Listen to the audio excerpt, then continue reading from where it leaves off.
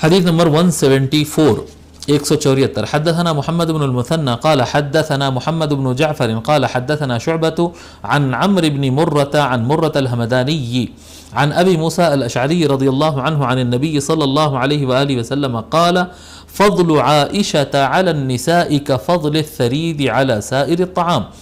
حضرت ابو موسیٰ اشعری رضی اللہ تعالی عنہ روایت فرماتے ہیں، کہتے ہیں کہ نبی اکرم صلی اللہ علیہ وآلہ وسلم نے ارشاد فرمایا کہ عائشہ خواتین سے، عائشہ عورتوں میں ایسے ہی افضل ہے جیسا کھانوں میں، سارے کھانوں میں ثرید افضل ہے.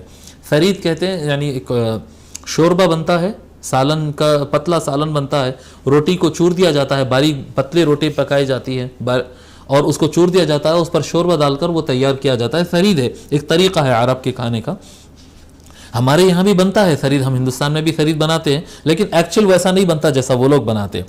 تو ٹھیک ہے، ثرید جیسا ثرید حضور صلی اللہ علیہ وآلہ وسلم کو سارے کھانوں میں ثرید افضل، حضور کی نظر میں ثرید افضل فرمائے ہیں آقا صلی اللہ علیہ وسلم، اور ثرید ہی افضل ہے کیونکہ آقا نے فرمایا.